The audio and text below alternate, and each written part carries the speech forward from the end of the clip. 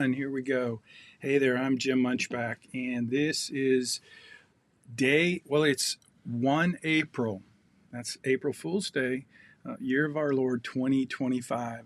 And we're going to do lesson week number 11. This week is all about tax allocation, or another way to think about it is tax advantaged investing. So that's what we're going to do today. We're going to and let me see if I can play a little music. So I've got a lot of cool things here. Let me get my setup correct. So this is what we're going to go over in this lesson. It's not the right time to start, so I'm just getting set up at the moment. And pretty good list. We'll go through these.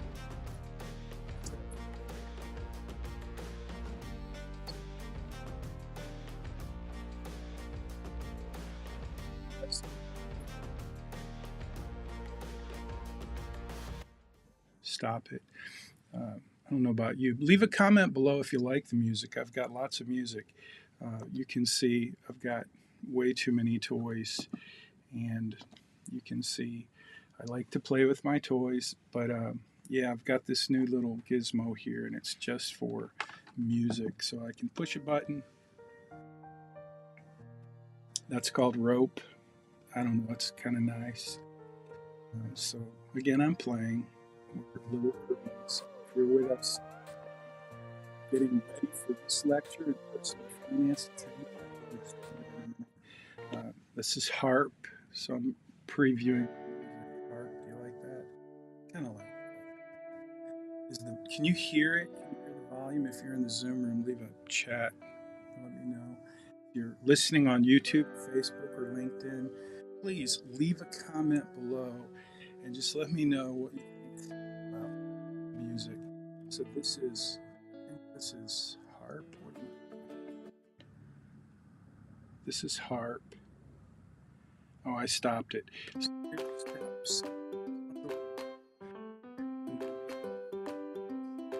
Annoying, but I have it. And here's my favorite go-to. It's called, or I call it, corporate. So that's the basic one. So anyway, that's it. That's the studio. That's what we're doing today. Back to still a little early, but just so you know, this video is being posted to our UH playlist. If you want to check it out, it's not going to be in the playlist until after we finish the live stream, because we are streaming live right now.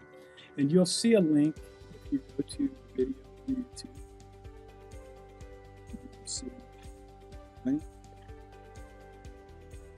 to this post. This is all the information.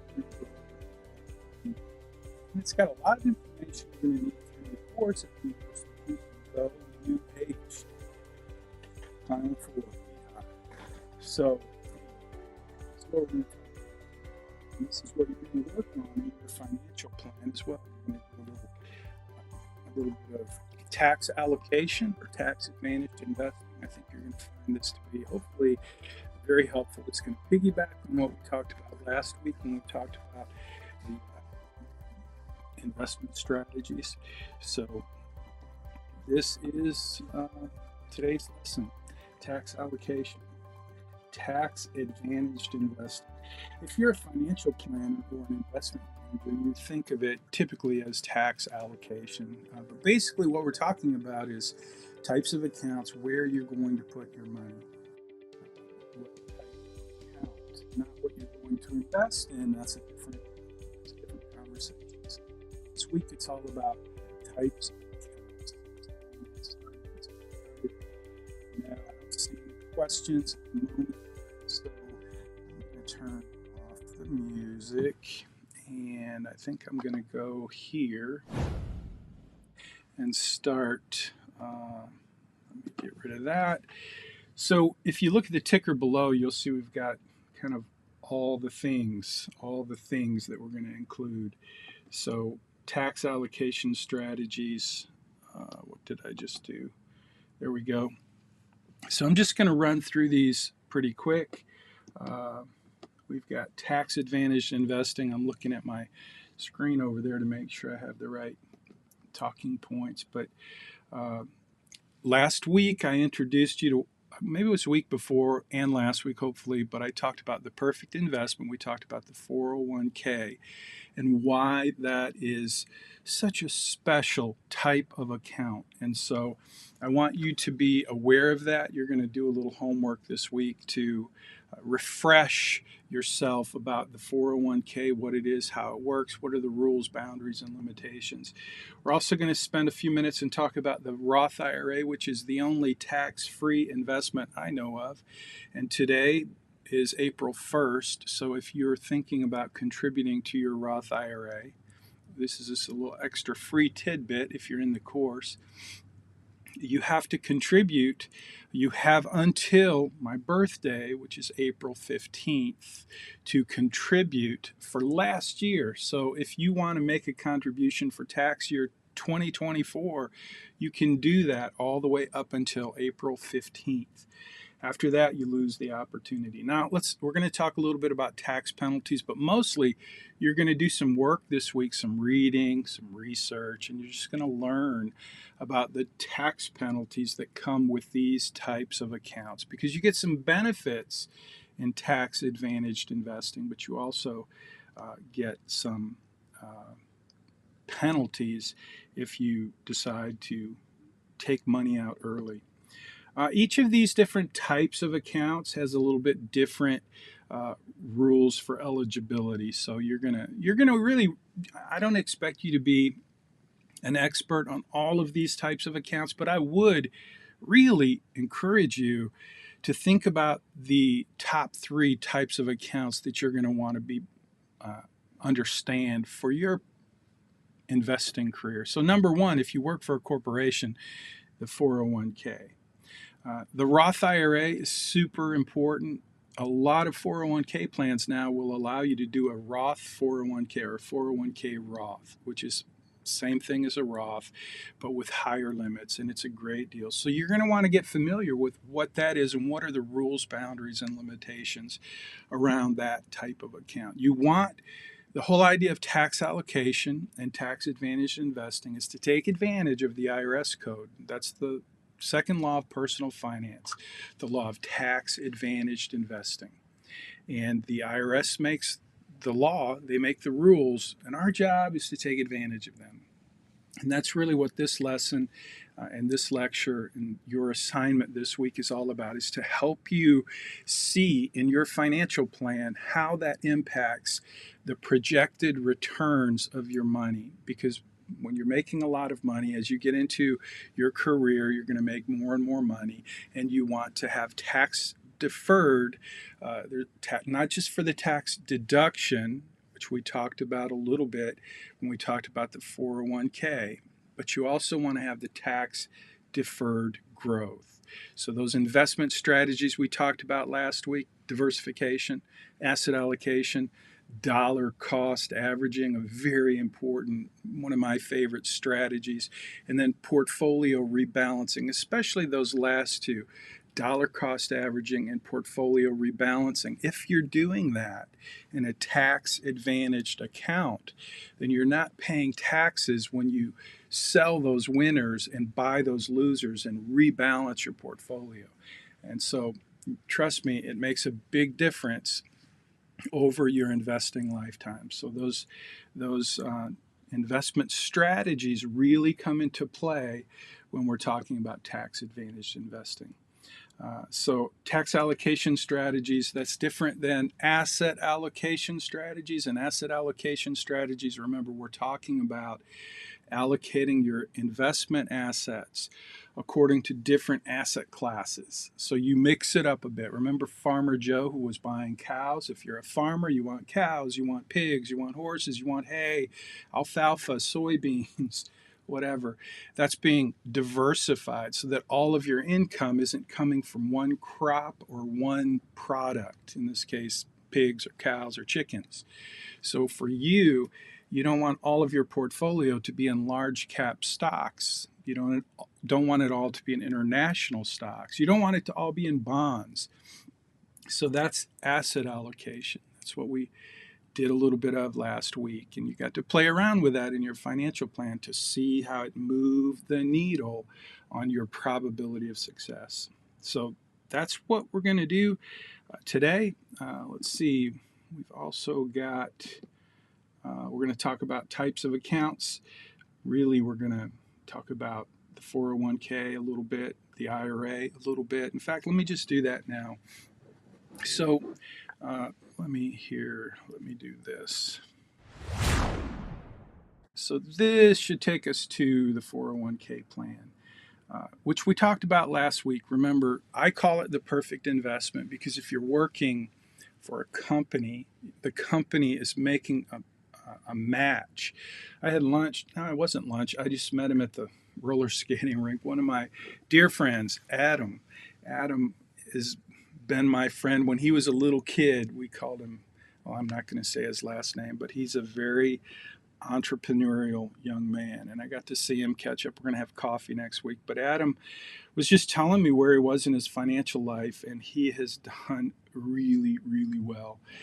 Adam is one of the guys that he's got all these ideas, and he over his lifetime, he's come to me and asked me about stuff, and we've had great conversations. And he was the first guy in Friendswood to get a cyber truck. So if you happen to know Adam, you know that about him. What I didn't know about Adam is that he uses Turo, I think it's Turo, to rent out his vehicles, and he buys Teslas and rents them out, and he gets pretty good income doing that on the side. That's his little side hustle. So we're gonna have coffee, and he's gonna teach me how that works because I have some extra vehicles that I might want to use in that way to produce a little revenue. But my point is that Adam's very entrepreneurial, but he has a job, a corporate job, and he's doing very, very well. In that job that Adam has, he has a 401k. So I always ask old students, old friends, I ask, tell me about this and that. What are you doing? How's it working? And dude, this guy, he's doing everything right. Just like I want you to do everything right, especially when it comes to this thing that I consider to be the perfect investment. The 401k, it's a tax-deferred, which means, well, I'll tell you what that means in a minute, but remember the perfect investment. The reason I call it the perfect investment, and there is no such thing really as a perfect investment, but the 401k comes closer than anything because of the match. So Adam was telling me about his company and how much they match and how much he contributes, and he is growing quite a nest egg for a young man by doing this, by doing exactly the same thing that I'm teaching you in this course.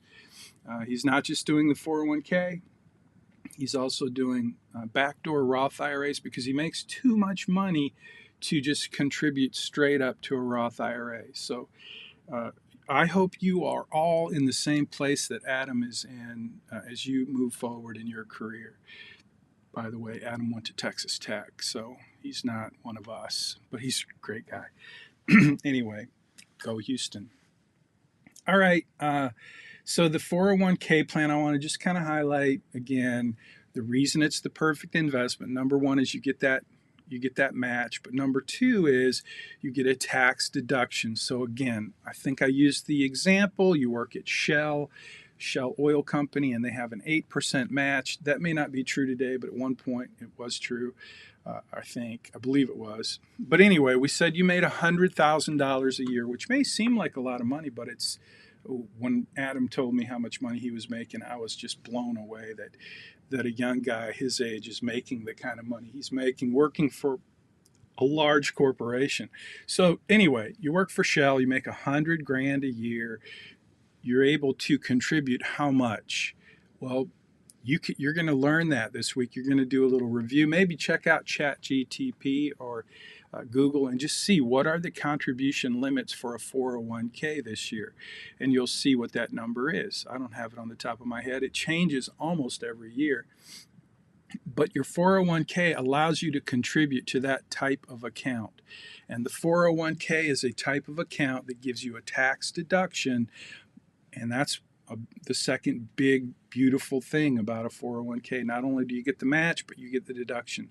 But you have to decide on day one when you start that job, how much are you going to contribute to your 401k? And you want to do at least as much as they will match. Adam's doing much more than that. And if you're making, the more money you're making, the more of a benefit you get from the second huge thing about a 401k, and that's the tax deduction. So if you make 100 grand and you know that it matches 8%, that's $8,000 that you get to contribute to your 401k and get it matched by your company, which means you put 8 grand in, they put 8 grand in. At the end of the year, you have $16,000 in your 401k account. That's why it's the perfect investment. But the other thing is you get that tax deduction. So you get to deduct $8,000 because that's how much you contributed to your 401k. So that means the IRS looks at your income and they say, you know what, you didn't make 100,000, you only made 92,000 because you were able to deduct that $8,000. And if you contribute more, like my friend Adam is doing, you get to deduct as much as you contribute to your 401k. That's the second big benefit of a 401k that makes it what I consider to be the perfect investment.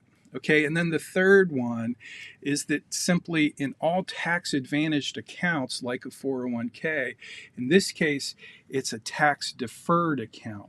So let me just jump to the next one. IRA tax deferred. So Adam hasn't worked at just one company since he started working. He's actually worked for 2 companies. So what happens is if you leave a company after a few years, and I would encourage you, never leave a company in the first 3 years because you get vested. Okay, you get vested, which means that match that the company gave you, you don't get to keep that if you only work for the company for 1 year or 2 years. That's a 3-year vesting.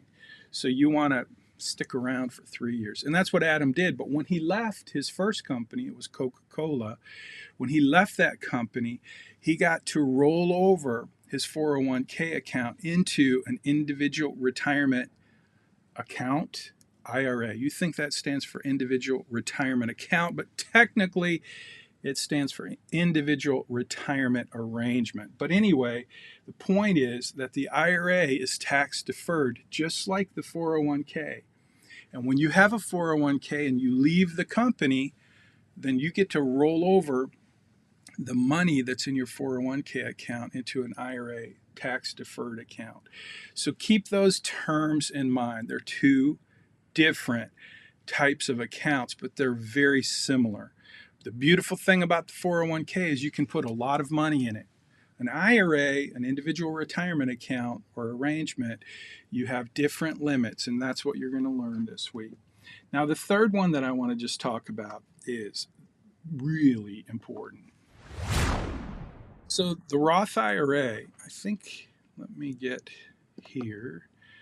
I think I meant to have this up while I was talking about the perfect investment, but I missed it.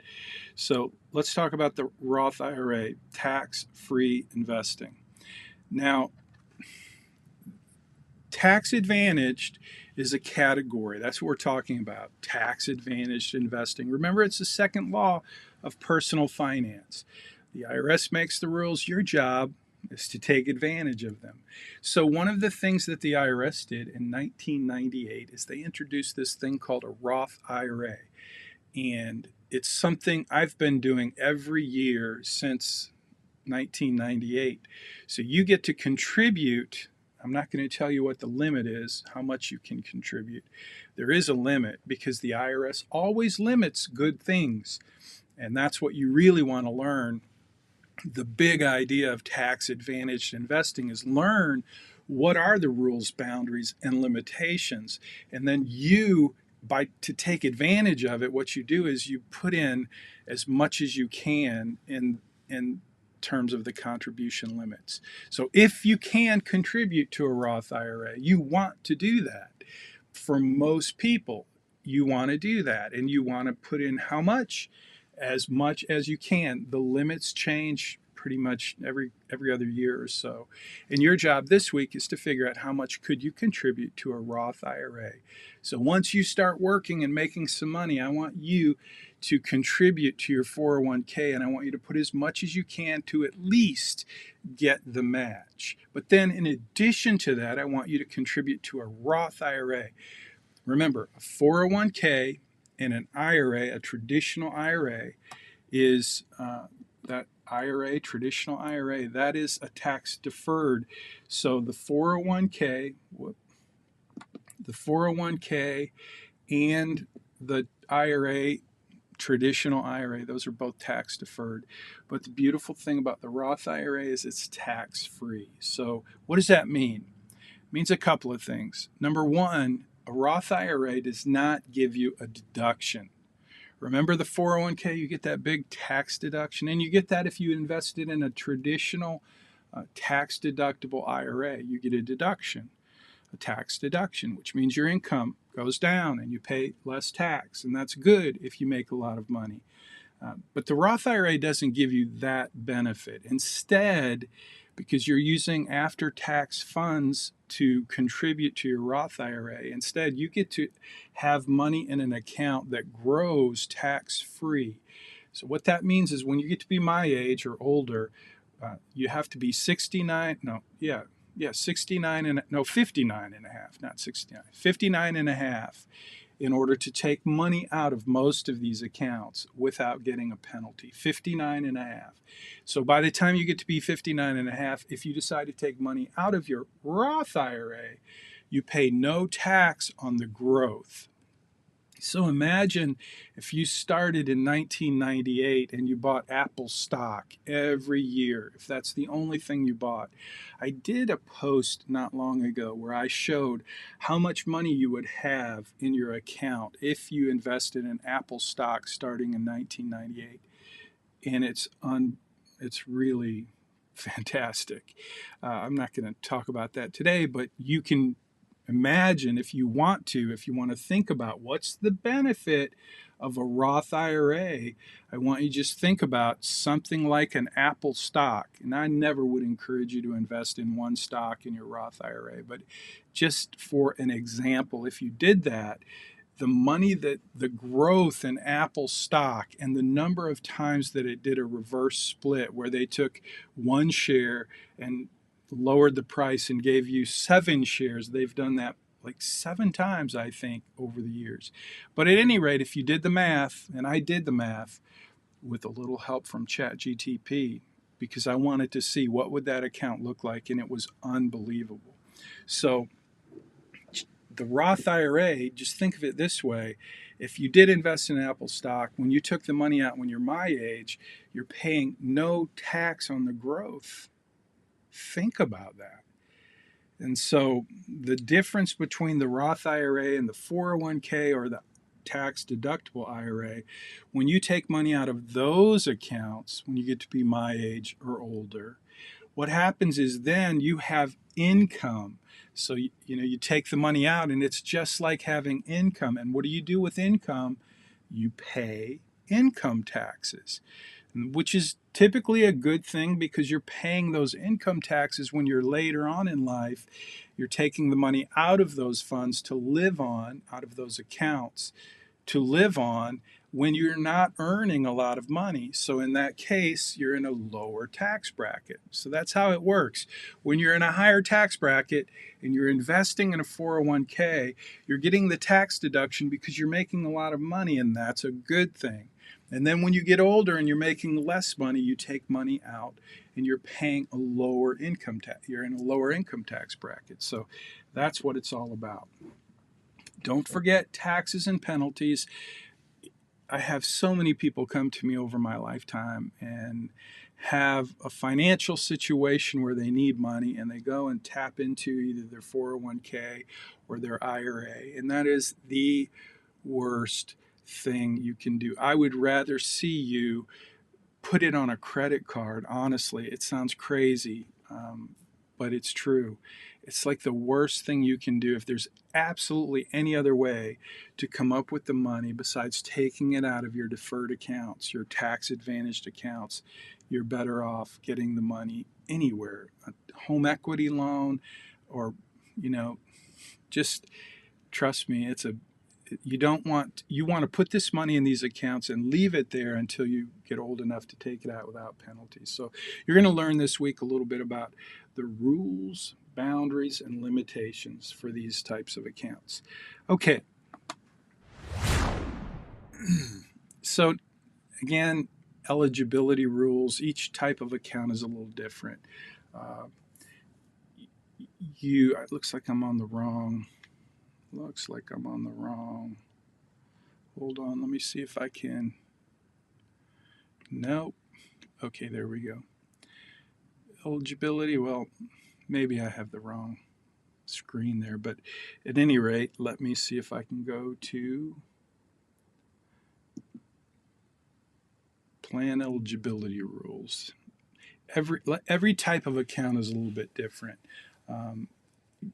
Like, for example, my wife isn't currently working, and the 401k let me get this back where it needs to be. It's not working. There we go. So I mentioned Adam. Let's talk about Roth IRA for a minute, just to give you kind of an idea and help you get your head wrapped around the big idea of eligibility on these types of accounts. So on a Roth IRA, that's the one you really want to be investing in if you can. The 401k is pretty straightforward, but if you want to contribute to a Roth IRA, you have limitations for how much money you can make. So if you make $1 million a year, you make too much money to be able to contribute to a Roth IRA. So that's one of the rules, boundaries, limitations. There is another way to do that. It's called a backdoor Roth IRA, which I mentioned. Adam is doing that, and that's a kind of a workaround, and it's a great way to get money into a tax-free account. I'm not going to go into that today, but just so you know, that is available. There's certain age requirements, and some accounts employment status, like you can't contribute to a 401k if you're not working for that company. And instead of employment status, I would say, like for a Roth IRA, you have to have earned income. So you either have to have earned income or you have to be the spouse of someone who has earned income. So my wife is a retired teacher. I continue to contribute to my Roth IRA. I'm not retired. And to her Roth IRA, because even though she's retired, she qualifies to be able to contribute to a Roth IRA because I have earned income. So that's one of the rules, boundaries, and limitations. So employment status, you could think of that as earned income. That's a big key thing in these types of accounts, these tax advantage types of accounts. You have to have earned income typically. And again, spousal contribution, my wife qualifies because I have earned income. And there are some special cases for eligibility rules, but we're not going to get into those today. So that's that. Let me see. I think I have tax penalties. I did talk a little bit about tax penalties, early withdrawals. The bottom line is, if you take money out of your IRA early, like if it's 401k IRA, if you just take money out early, like when you're 30 because you have a financial hiccup, if you do that, let me see if I can get here. If you take money out early, you pay a 10% penalty. It's a penalty. It's not just tax, but you pay a 10% penalty plus you pay taxes. So, for example, if you take 20 grand out of your 401k, you're going to pay $2,000 just in penalties. And if you happen to be making a decent income, it's like you earned $20,000 more. So it's a huge cost. It's the reason I say it's the last place you want to try to get money. There are some exceptions to those penalties. But again, I'm not going to get into those today, and you don't need to worry about them either. Just so you know, there are some exceptions, and if you're interested in that, you're welcome to do a little more research. There is some content for you to get familiar with these in Money Study Group, but mostly in your assignment this week, you're going to just do a little research and figure it out. It's easy to do these days to figure out what are the rules, boundaries, and limitations for each type of account. I would go to ChatGTP to start with. You could go to Google. You could ask Siri, but I'm trying to say that quietly because it activates all my devices if I say her name. And the truth is, she is probably the least among all AI agents. Like, really lame. I'm so done with her. I'm not going to say her name. You know why. Okay, so here's another little piece of information you want to know. It's called minimum distribution requirements. And so, again, if you contribute to a 401k, it will generally almost always end up as an IRA. So, when you finally retire, you're going to roll that 401k over into an IRA somewhere like Charles Schwab or Fidelity or E-Trade, wherever you want it to be. And if you're working with an advisor, I work with Charles Schwab, so all of my clients, their money is at Charles Schwab for the most part. And my point is, it goes from a 401k into an IRA, and that is where generally the IRS, they require you to take a minimum amount out of your account. So by the time you get to be 70 and a half, you have to take money out of your account. You can't just let it sit there and grow in a tax-deferred way. Now, that's a big thing for most people because they don't want to pay the taxes. They want it to grow. They want it to go into their estate and, pass it down to their loved ones. But you can't do that with all of it. You have to take minimum required distributions. However, you don't have to do that for Roth IRA. So it's another big benefit of making sure you put some money, allocate some money to a Roth IRA. It's not just tax-free, but there are no minimum required distributions. So there are tax implications on everything you do in these plans, and so that is obviously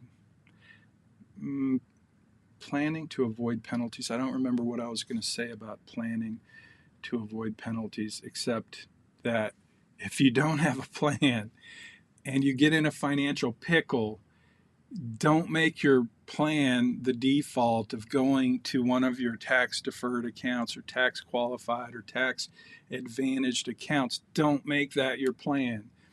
It's like when we started out this semester, we talked about emergency funds. And if you don't have an emergency fund, that's a problem because everything could be an emergency if you don't have an emergency fund. Small things can become real big emergencies financially.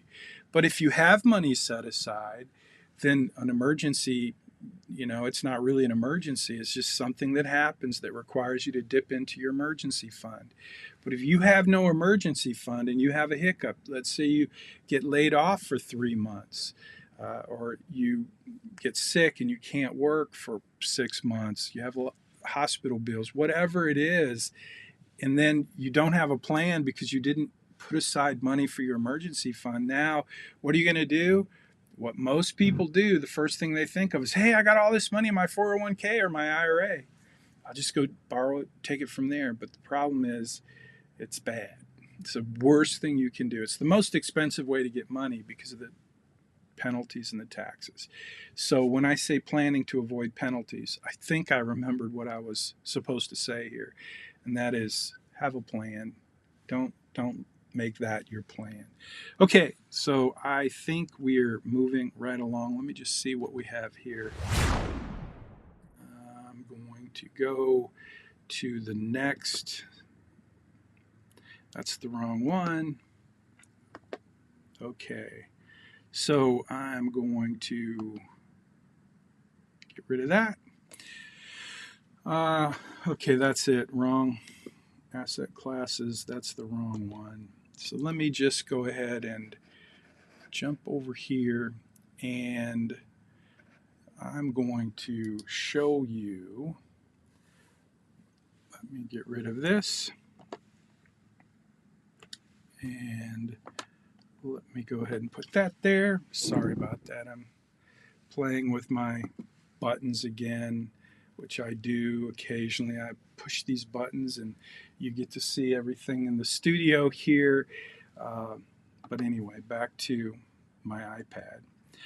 Now I'm looking at my iPad, and this is the post. Again, I mentioned this at the beginning of this live stream.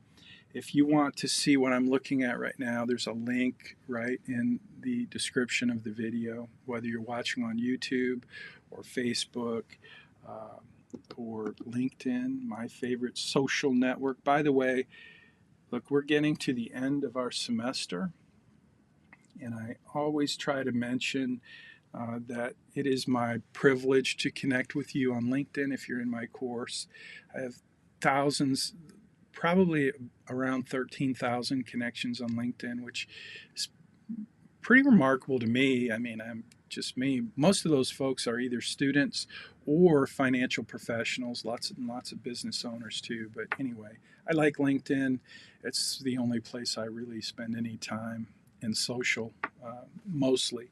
But anyway, all that to say, I hope that if you're in this course, that you've taken the opportunity to connect with me. I would love to be connected with you. You're going to have questions down the road at some point, and you're going to want to ask someone you trust, and I will be happy and honored to be the person you reach out to if that ever comes up. A lot of students reach out to me when they start working and they ask me, I know I'm supposed to know this, but day one, when I start the job, the 401k will help me out, remind me. And I'm happy to do that. But it's really pretty simple. When you start that job, you want to know, yes, I'm going to contribute to my 401k. And it's pretty simple then to know how much. That's the next step. How much are you going to contribute? And if you know how much your company matches, then you know how much you're going to contribute. You just do quick math. I'm going to make this much money per year. And if they're matching 6%, then I'm just going to figure out what is 6% of how much I'm going to make. I'm going to divide that into my number of paychecks for the year. And that's how much I'm going to contribute to my 401k. At least. You can do more. I would encourage you to do more if you can. But instead of doing more in your 401k, maybe you want to turn around and contribute more to your Roth IRA.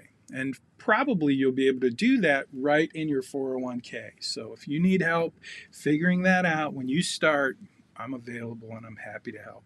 But the main point again is just do it. Do it. And then the third thing is that people ask me about, students who come to me years later or months later, is how am I going to invest it? How am I going to invest in my 401k? And that boils down to what are your options. But if you have, usually you have pretty decent options. Some plans have much better options than other plans, but you can only, you got what you got. Whatever your options are in that plan, that's what you have to use. And you want to basically use good asset allocation, large cap U.S. stocks, small cap U.S. stocks, mid cap U.S. stocks, international stocks, bonds. So there's a, again, it depends on what options you have. But those asset classes, the main ones I just mentioned, are going to be available in all plans for sure. Because for that plan to get qualified, it's got to have a good roster of investments for you. So anyway, that is what you'll do next. In your plan this week, you're going to be setting up some accounts. You're going to make sure you have a Roth IRA, a 401k, and a tax-deductible IRA. So those three types of accounts, and that's in your instructions, and that's what you'll see when you go into your assignment this week. You're going to learn about these different types of accounts, and you're going to actually be setting that up in your account. So let's see what else. I'm not going to go all the way through the assignment. That's all there in Canvas for you to do. What I am going to do at this point, though, is I want to talk about tutorials. So let me do this. About this time in the semester, every semester, I start getting questions because we're getting closer to the capstone. And again, I mentioned the capstone many times in the past, but we're getting close. We have assignment number 11, and then, wow, we have 11, 12, and then the capstone. Wow, it's hard to believe we're so close to the end of the semester, but we are. And I have an announcement. Before I get into this week's class collaboration, which I'm going to get into, I'll just tell you right now, heads up, I'll mention this again, but this week's class collaboration is how do I get a tutorial? How do I get Professor Munchback to help me answer questions in my Right Capital financial plan? How do I get his input and his help? That's what this tutorial, how to get a tutorial, that's this week's class collaboration. I want you to tell me in a comment. I want you to post it, take a screenshot, and explain how do I get Professor Munchback's help. I'm going to talk about that in a minute. But first, I want to make this quick announcement. I am working on taking a sabbatical. So this is the spring session of 2025, and there will be no spring. I will not be teaching in the spring of 2026 because I'm going to take a sabbatical. I haven't totally got it approved yet, but because I'm an adjunct, I'm sure I can. And here's why I'm going to take a sabbatical, and here's what it means to you. And here's something I'm going to ask you to consider. For me, I'm taking a sabbatical because the Bauer College of Business has decided that online courses are not the mode they want to go in the future. And so we're trying, the Bauer College and our leadership is trying to get everybody back on campus, which I think is a great thing. No question in my mind that face-to-face instruction is better than what we're doing right now. However, the reason I'm doing this asynchronous online teaching is because when COVID hit, we didn't have a choice. And everyone who taught at the University of Houston was required to develop an online course overnight. And believe me, that was a very ugly process for a lot of very old professors who had no clue about how to use technology. Trust me, it was ugly for many, and it was clumsy for most. And it was difficult for everyone, including me. What I did was I started to research and invest in the best technology possible to create the absolute best online delivery system I could do.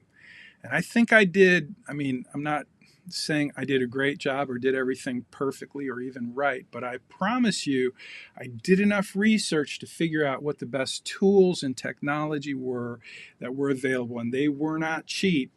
And that's what I did. I invested in them, I learned how to use them, and I became good at using the tools that I needed to learn how to use to develop and distribute an online course that worked. And this course has been highly acclaimed by students who've gone through it and staff who have taken a look at it and so on. And I'm thankful for that. I'm very thankful for that. However, going back in the classroom kind of it eliminates a lot of the benefits that I have using the tools and technology I'm using now. And I'm not sure I'm not sure that's what is the right thing for me to do. Now, when we finish COVID, at the end of COVID, and I'm still in my announcement, I'm going to get to the tutorial in just a minute. But I just want you to know that I'm taking some time off to rethink about my future as a professor at the University of Houston. And so I wanted to share that with you. And so this is my last spring. I won't be doing it next year because I'm going to take a sabbatical. Now, when we had COVID hit, we had to do this online thing overnight. I did it. I dived right in. I got to where it was pretty effective. And then we tried to get everybody back on campus.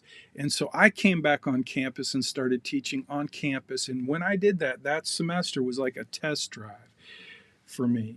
And I sat in class, I had 100 students, and I gave them the choice. Come to class, or you can watch the live stream. So I would live stream while I was in class, and what happened was, and the whole point of that semester for me was I wanted to give my students an option. I wanted to give them the opportunity to vote, and they voted with their booties, which meant the classroom was empty. There were no butts in the seat. There were no faces there. I was teaching to an empty room, not empty, but 2, 3, 4, 5 students out of 100 would show up.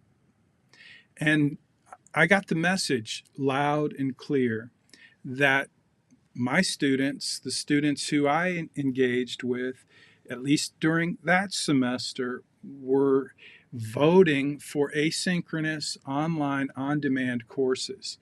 Many colleges do that, and that's a preferred way to do courses for some students. I don't know about you, so I want you to share that with me, either in a text message, email, a comment, screenshot. You can post that in Money Study Group or in the comments to this video. I'm just curious, how do you feel about that?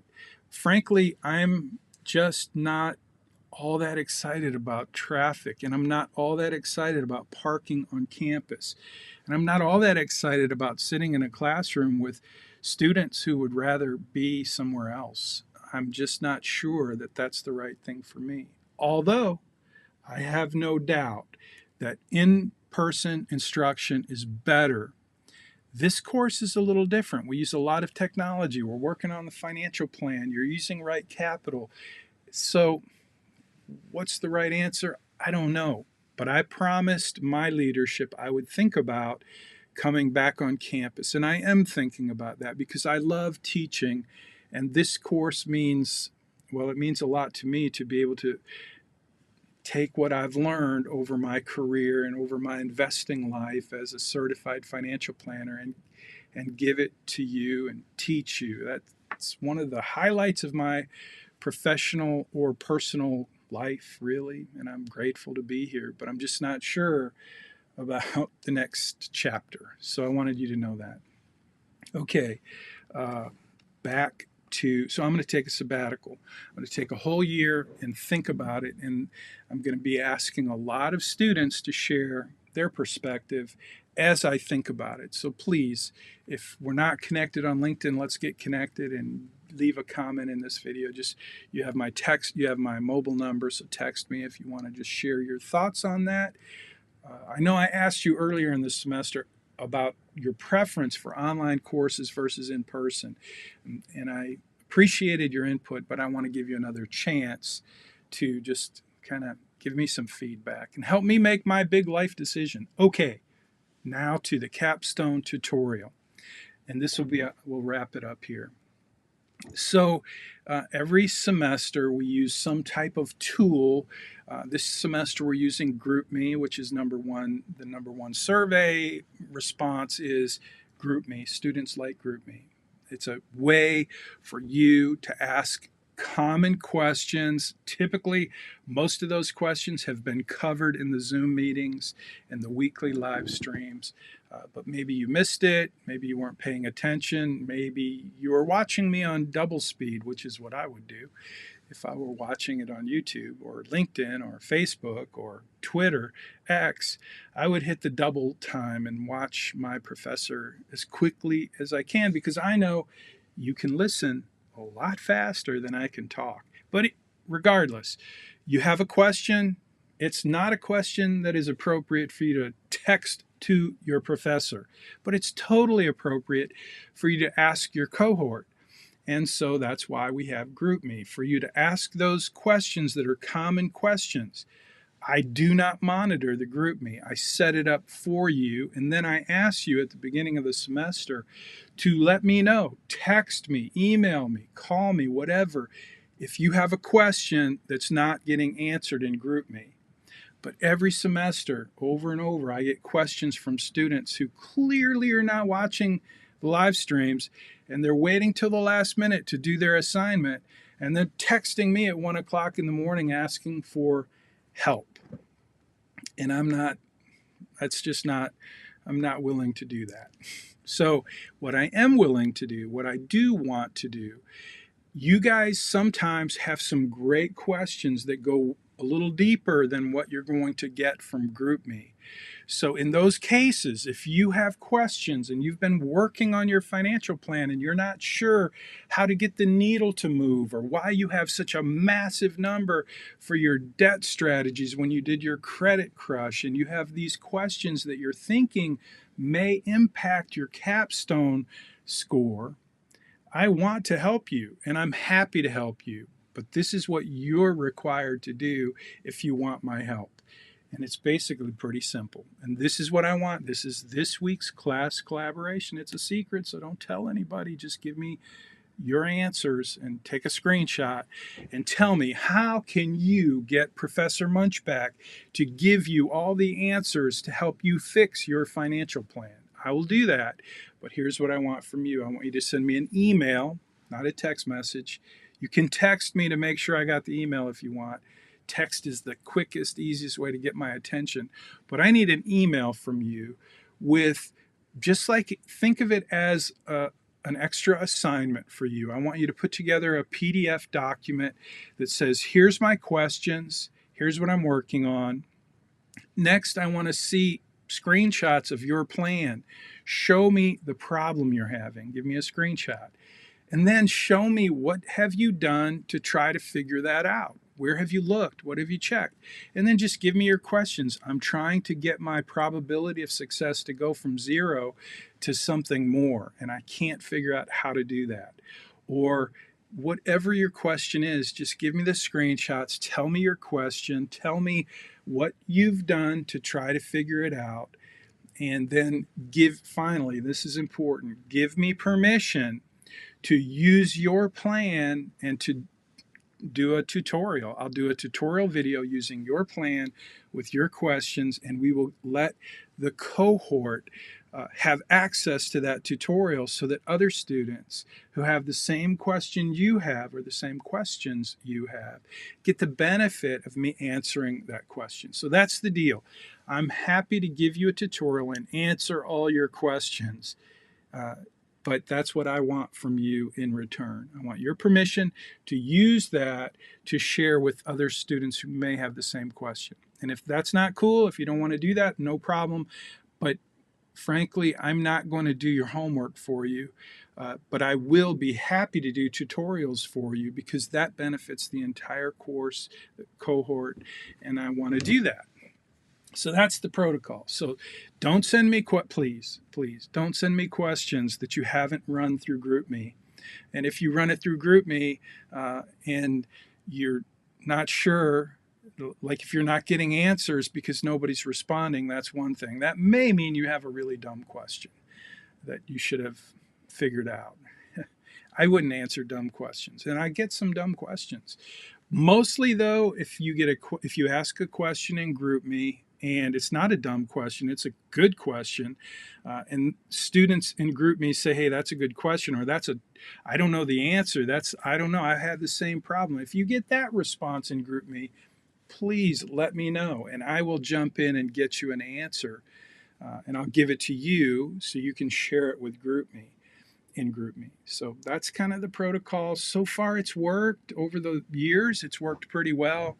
If it's not working, please let me know, but that's how it works.